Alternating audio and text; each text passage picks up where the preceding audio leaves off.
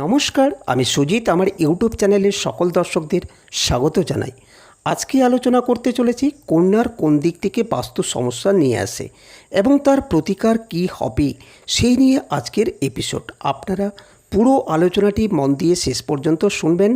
মূল আলোচনায় যাওয়ার আগে আপনাদের কাছে আমার বিশেষ অনুরোধ, যারা আমার চ্যানেলে প্রথমবার যুক্ত হয়েছেন সেই সকল ব্যক্তিরা অবিলম্বে সাবস্ক্রাইব করবেন এবং পাশে থাকা বেল আইকনটিকে অবশ্যই প্রেস করবেন। আর ভিডিওটি ভালো লাগলে সকলের কাছে শেয়ার করে দিবেন। তাহলে কথা না বাড়িয়ে আজকের অনুষ্ঠান এখান থেকে শুরু করা যাক। আজকের আলোচ্য বিষয় বাস্তুশাস্ত্র এবং রাশির সঙ্গে বাস্তুর সম্পর্ক। এই বিষয়ে এর আগে কখনোই আমি আলোচনা করিনি এবং খুব কম বাস্তু আলোচনায় এবং রাশিচক্রভাবে করা হয়েছে। মনের মধ্যে একটা প্রশ্ন হতেই পারে, কেন বাস্তু এবং জ্যোতিষকে একত্র করার চেষ্টা করা হচ্ছে? কারণ এই দুটি বাস্তুই আপনার উপরে ইম্প্যাক্ট ক্রিয়েট করবে। আপনার জন্মকুণ্ডলী খুবই ভালো, কিন্তু আপনি রয়েছেন অ্যাসিডের পাত্রের মধ্যে। ইউনিভার্স আপনাকে একটা টক্সিক পরিবেশে রেখেছেন। বড় হওয়া আপনার ক্ষেত্রে কঠিন, লড়াই করে ওঠার জন্য কঠিন হবে। আবার হতে পারে জন্মকুণ্ডলী খুব একটা ভালো নয়, কিন্তু আপনি রয়েছেন কৃমি পরিবেশের মধ্যে। সেই ক্ষেত্রে কিন্তু আপনার পক্ষে গ্রো করা অনেকটাই ইজি। একই সময় দুটি শিশুর জন্ম হয়েছে। একজনের জন্ম হয়েছে আম্বানির ঘরে, আরেকজনের জন্ম হয়েছে নর্মাল পরিবেশে। এই দুই মানুষ, এদের দুজনের লেভেল অফ স্ট্রাগল এটা কিন্তু একই হবে না।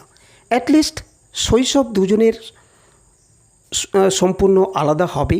এই পরিবেশ এটাই কিন্তু বাস্তু, এবং এই বাস্তু তার সঙ্গে গ্রহ অবস্থান এই দুটোই একসাথে ক্রিয়াশীল হয়। তাই প্রত্যেকটি রাশি বা লগ্নের মানুষ তাদের কিন্তু বাস্তুর প্রভাব সম্পর্কে অবশ্যই জানাবো।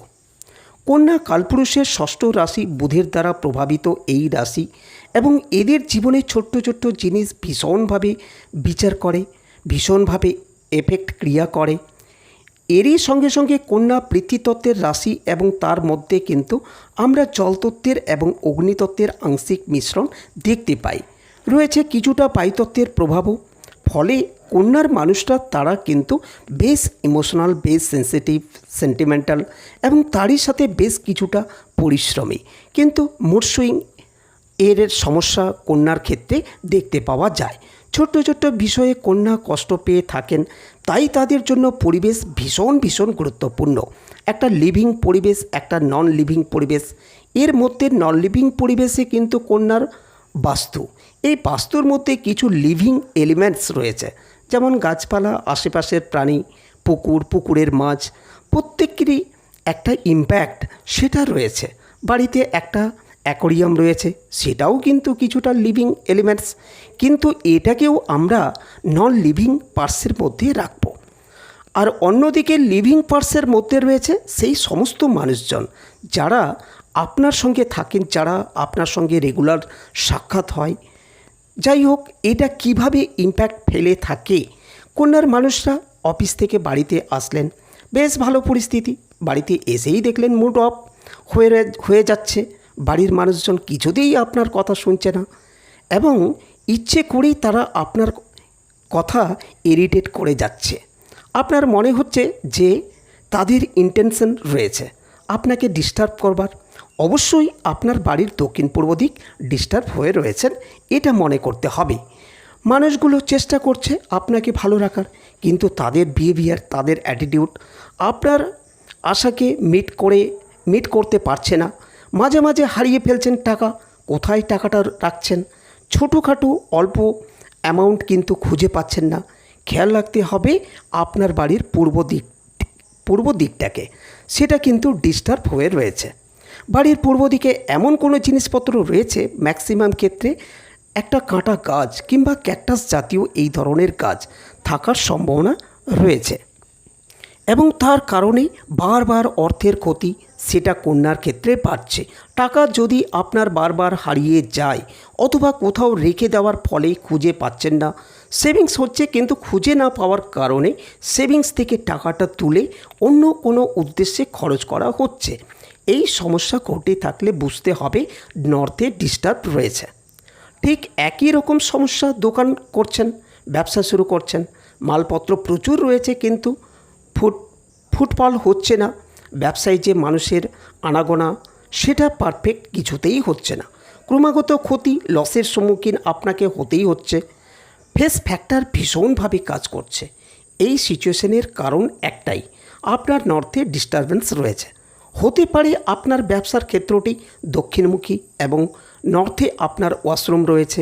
এরকম জটিলতা কন্যার মানুষদের ক্ষেত্রে আমরা বারবার দেখতে পাই। কন্যা কিন্তু এই বাস্তুর সমস্যাগুলি থেকে বেরিয়ে আসতে পারেন না। বারবার রোগে ভুগছেন, সুস্থ হয়ে উঠছেন, কিছুদিন পরে আবার শরীরটা খারাপ হতে শুরু করছে। ধীরে ধীরে বুঝতে পারছেন শরীরটা বেশ খারাপ হয়ে উঠছে। এই অবস্থায় কিন্তু কন্যার সমস্যায় পড়ছেন। সমস্যা লুকিয়ে রয়েছে আপনার বাড়ির পশ্চিম দিকে অথবা আপনার বাড়ির দক্ষিণ পশ্চিম দিকে। যে ঘরটাতে আপনি ঘুমোচ্ছেন সেই ঘরটা হয়তো উত্তর পশ্চিম দিকে। এর ফলে ক্রমাগত শরীরটা কিন্তু খারাপ হয়েই চলেছে। কন্যাকে ঘুমোতে হবে বাড়ির দক্ষিণ পশ্চিম দিকে, অন্যথায় কন্যা কিন্তু নিজের শরীরের স্ট্রেংথ খুঁজে পাবেন না। নিজেই যে এনার্জি, নিজের যে কোয়ালিটি, নিজের যে ক্রিয়েটিভিটি, তাকে পুরোপুরি ইউজ করতে পারবেন না কন্যার মানুষরা। রাত্রিতে ঘুমোচ্ছেন বা ঘুমিয়ে রয়েছেন, মনের মধ্যে ভয়, শঙ্কা, আশঙ্কা, কী হতে চলেছে ভয়ের মধ্যে রয়েছেন। মনে হচ্ছে কেউ যেন ঘরের মধ্যে রয়েছে। বহু মানুষের ক্ষেত্রে এই কথাটি আমরা শুনতে পাই। আর মনে মনে হচ্ছে তিনি একা নেই, হয়তো বা ঘরের সঙ্গে কেউ রয়েছে।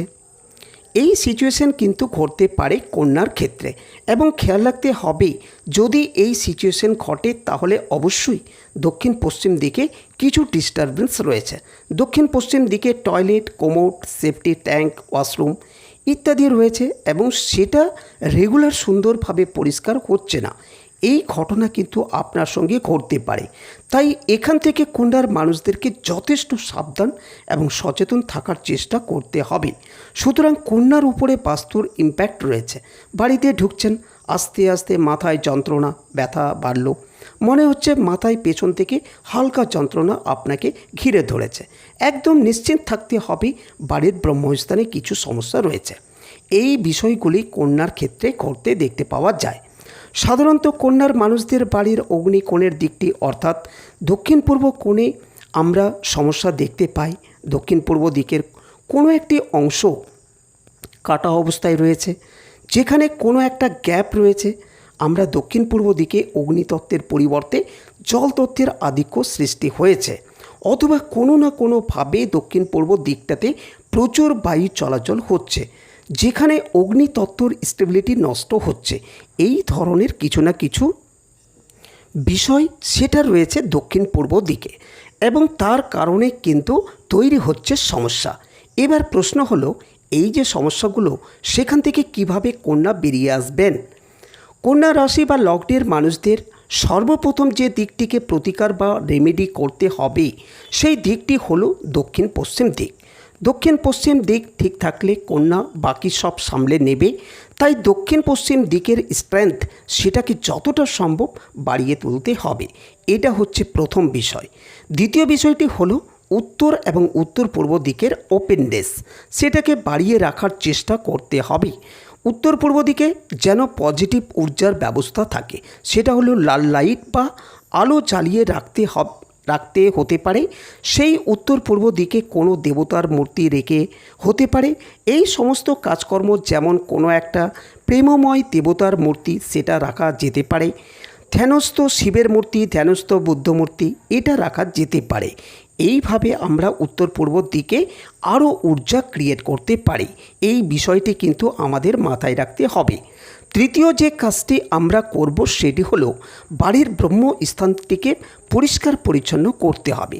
ব্রহ্মস্থান অর্থাৎ বাড়ির ডাইনিং, উঠোন, বাড়ির মধ্যস্থ স্থান, সেই জায়গাটিকে পরিষ্কার পরিচ্ছন্ন করব এবং সেখানে পসিবল হলে একটা পদ্ম আকৃতির ফুল, সেটা প্লাস্টিক হতে পারে, সেটাকে রেখে দিতে হবে। সেটা একটা কাঁচের বস্তুর মধ্যে রাখা যেতে পারে, যাতে সেখানে মানুষের চলাচল অনেকটা কম হয়, সেখানে মানুষের হাঁটাচলা একটু যেন কম হয়, এই চেষ্টাটা কন্যার মানুষদের করতে হবে।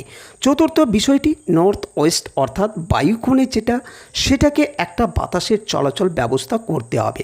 পসিবল হলে বা সম্ভব হলে বায়ুকোণে একটা জানলা রাখার ব্যবস্থা আমাদের অবশ্যই করতে হবে। আর এবারে একটা ছোট্ট টোটকা হচ্ছে, সেই জানালাতে একটি পাত্র করে কিছুটা আতপ চাল রেখে দিতে হবে। জানলার ঠিক সামনে মাটির একটা বাটির মধ্যে কিছুটা আতপ চাল রেখে দেওয়ার ব্যবস্থা করতে হবে। পঞ্চমত যে কাজটি করতে হবে সেটি হলো হুইন্ড চাইন, সেটিকে বাড়ির উত্তর পশ্চিম কোণে ঝুলিয়ে রাখতে হবে এবং যাতে সেখানে একটা মিউজিক তৈরি হয়, বাতাসের উপস্থিতি পরিলক্ষিত হয়, তার প্রচেষ্টা এটা আমরা সবসময় করব। তাহলে কন্যা রাশি এবং তাদের বাস্তু সমস্যা নিয়ে বেশ কিছু তত্ত্ব আমরা জানাতে পারলাম। জ্যোতিষ বাস্তু এগুলো আপনার জীবনে সমস্যা সৃষ্টি করতে পারে। গ্রহ অবস্থান বাস্তু এগুলো আপনার জীবনে সমস্যা তৈরি করতে পারে। তাই আর এই সমস্যা থেকে যদি বেরিয়ে আসতে চান, সেই ক্ষেত্রে অবশ্যই আপনার প্রয়োজন রয়েছে সাপোর্ট। আপনি নিজে তো বেরিয়ে আসবেনই, কিন্তু আপনাকে পথ দেখাবে আপনার জ্যোতিষ বন্ধু। তাই যদি জ্যোতিষ পরামর্শের প্রয়োজনীয়তা উপলব্ধি করেন, সেই ক্ষেত্রে অবশ্যই আপনাকে যোগাযোগ করতে হবে আমার সাথে। আমার চেম্বার রয়েছে মালদা, আমি অনলাইনে ভাগ্য বিচার করে থাকি। আপনারা এখনই বুকিং করুন। তাহলে আজকের আলোচনাটি এখানেই সমাপ্ত করলাম। ভালো থাকবেন সকলে।